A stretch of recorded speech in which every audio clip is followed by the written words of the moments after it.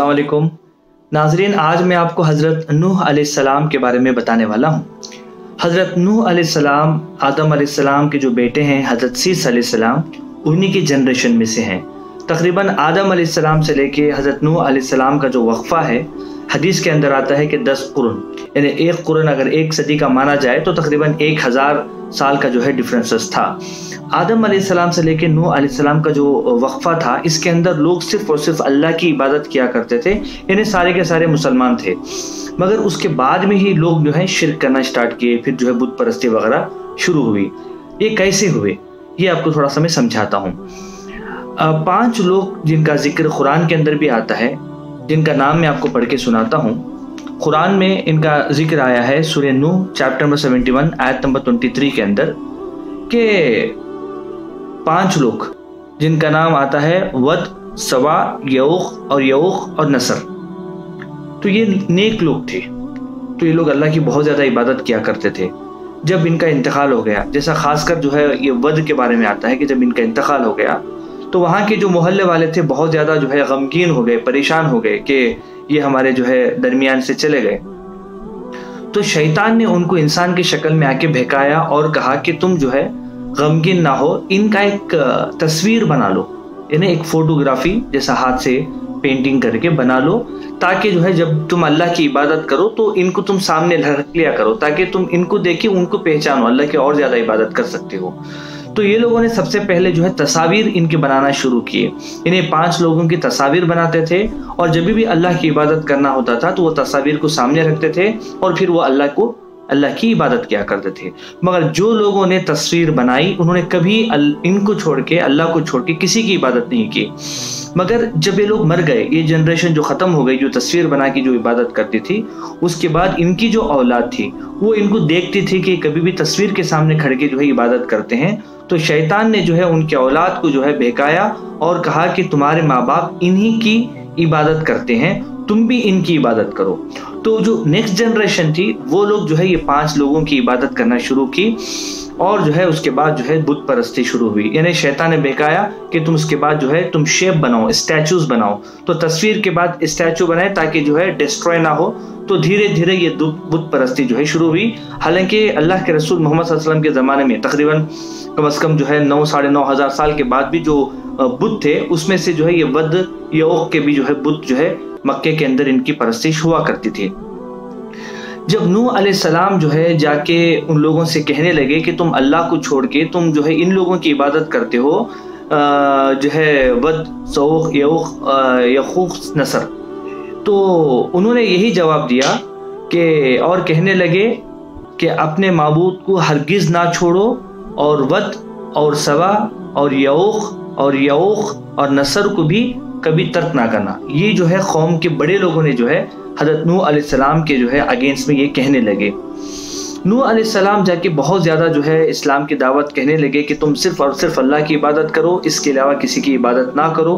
तो मगर जो कौम के जो लोग हैं उनको मस्खरापन कहते, उनको बुरा भला कहते। मगर नूह अलैहिस्सलाम हद दर्जे उनकी जो है नसीहत करते, जिनकी नसीहतें तकरीबन 950 ईयर्स तक, 950 साल तक उन्होंने जो है दावत व तबलीग की।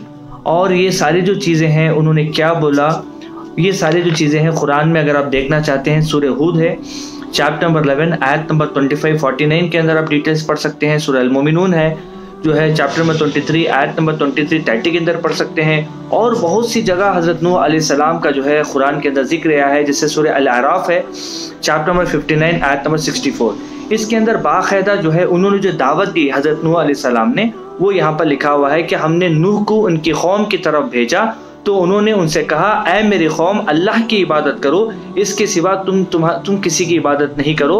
मुझे तुम्हारे बारे में बड़े दिन का अजाब का डर है। इन्हें बहुत बड़ा जो है क़यामत का दिन का अजाब है कि क़यामत के दिन जो है अल्लाह सुब्हानहू व तआला ये गुनाह की वजह से तुम्हें सज़ा देगा।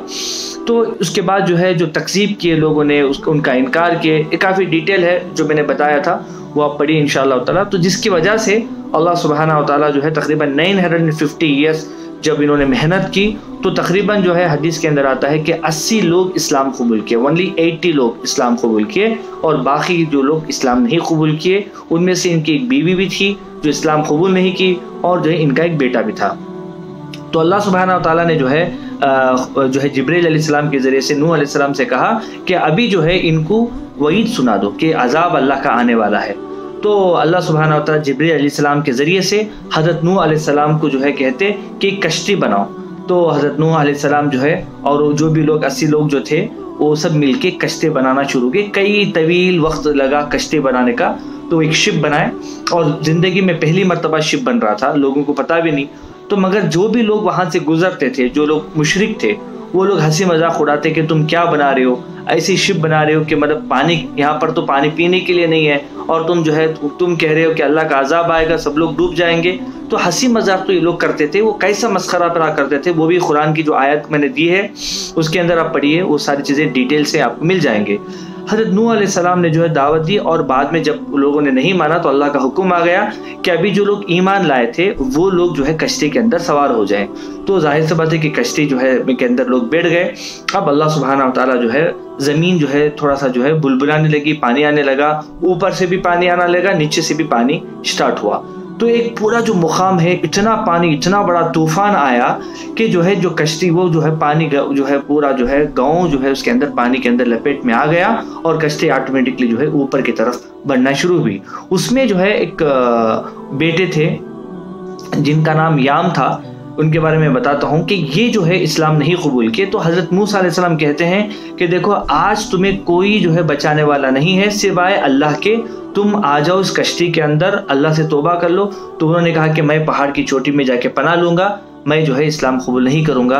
तो ये कह ही रहे थे कि दरमियान में एक बहुत बड़ा लहर आई और जो है मूसा अलैहिस्सलाम को और उनके बेटे को जुदा कर दी और उनका बेटा उनके सामने गर्क हो गया।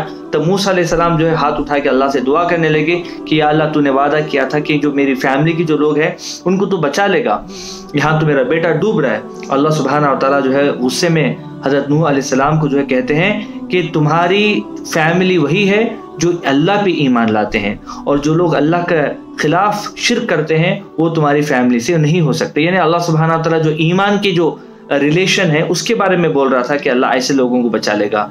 तो अल्लाह सुब्हानहू व तआला के हुक्म से जो है उसके बाद उन्होंने तौबा भी की कि मतलब मैंने ऐसी नादानी जो है कर ली, क्योंकि अल्लाह ने खुद कहा कि ऐ नूह तुम नादानी ना करो, तुम जो दुआ कर रहे हो तुम बहुत बड़ी जो है नादानी का काम कर रहे हो। तो इमीडिएटली नूह अलैहिस्सलाम ने तौबा कर लिया और कहा कि तू जो जानता है मुझे नहीं मालूम है। तो उसके बाद जो है अल्लाह सुब्हानहू व तआला ने हुक्म भी दिया था, जब कश्ती भर रही थी, जब लोगों को जमा कर रहे थे, तो जो ज़रूरत के जोड़े हैं जैसा एनिमल्स में, उनमें जो एक एक पैर जो है रख लेने के लिए कहा। जो भी ज़रूरत के वक्त में जाहिर सी बात है कि मतलब जो है सब ख़त्म हो जाएगा, तो फिर नई नस्ल के लिए जो है अल्लाह सुब्हानहू व तआला ने कहा। यहाँ पर कहीं भी ये जिक्र नहीं है कि पूरी दुनिया के अंदर सैलाब आया था, नहीं, बल्कि मुनकिरों पे, जो नूह अलैहिस्सलाम के जो मुनकिर थे, सिर्फ ऐसे लोगों पे जो है वो अजाब आया था। इसका मतलब एक पर्टिकुलरली एक पार्ट था, एक एरिया था या एक गांव था जहाँ पर जो है ये अजाब आया था जो तूफान का। अच्छा, उसके बाद जो है कई दिन तक जो है ये चलता रहा। जो खाने पीने की चीज़ें जो है अंदर से लोग जो है जिंदा रहने के लिए जितना मुहैया था वो खाते रहे। तो अल्लाह सुब्हानहू व तआला जो है उसके बाद वो कश्ती को एक जूदी का पहाड़, आप नेट पे जाके सर्च कर सकते हैं, द माउंट ऑफ जूदी के नाम से भी है, वहाँ पर अभी भी कश्ती का जो है जो वहाँ का जो निशान है उसकी मीटर्स वगैरह बताया गया कि कितने मीटर्स का था ये सारी चीज़ें। इसमें काफ़ी डिटेल से रिसर्च हुआ है, यूट्यूब के अंदर अवेलेबल है, आप कश्ती के बारे में देख सकते हैं। मगर मेरा बताने का मकसद ये है कि जब जैसे ही कश्ती जो है उतरी, वहाँ पर अल्लाह सुब्हानहू व तआला ने कहा कि अल्लाह की तारीफ़ करते हुए उतरो और फिर से जो है अल्लाह की जो है इबादत शुरू करो। तो यहाँ पर जो है मैं कुछ चीज़ें बताना चाहता हूँ कि हज़रत नूह अलैहिस्सलाम के जो है मेन 4 बेटे थे, जिनका नाम था साम, याफिस, हाम और याम। तो ये जो याम है वो जो है तूफान में जो है गर्क हो गए, और एक बेटे थे जिनका नाम था आबिर, जो तूफान आने से पहले ही मर गए। अच्छा, बाकी जो 3 बेटे थे साम, याफिस, हाम, यही पूरी दुनिया के अंदर फैले और इन्हीं की नस्ल पूरी दुनिया के अंदर है। मिसाल के तौर पर अभी जो अरब के लोग हैं, फारसी लोग हैं और मतलब इंडिया, एशिया, ये सारे जो लोग हैं साम के औलाद में से हैं। यानी हम वगैरह जो भी एशिया के लोग हैं ये साम के औलाद में से हैं। और याफिस के जो लोग हैं वो तुर्की और याजूज माजूज जो कौम है वो, और ख़ासकर जो है यूरोप का एरिया, अभी बाद में जाके अमेरिका हुआ, ये सारे जो लोग हैं वो जो है याफिस के औलाद में से हैं। इसी तरीके से जो हाम के औलाद में से जो है सूडानी, अफ्रीका, कुतबी, ये सारे जो है उस जनरेशन में है। यानी पूरी दुनिया के अंदर जितने भी लोग हैं ये 3 ही औलाद की जो है जनरेशन कहीं ना कहीं जनरेशन इनकी है।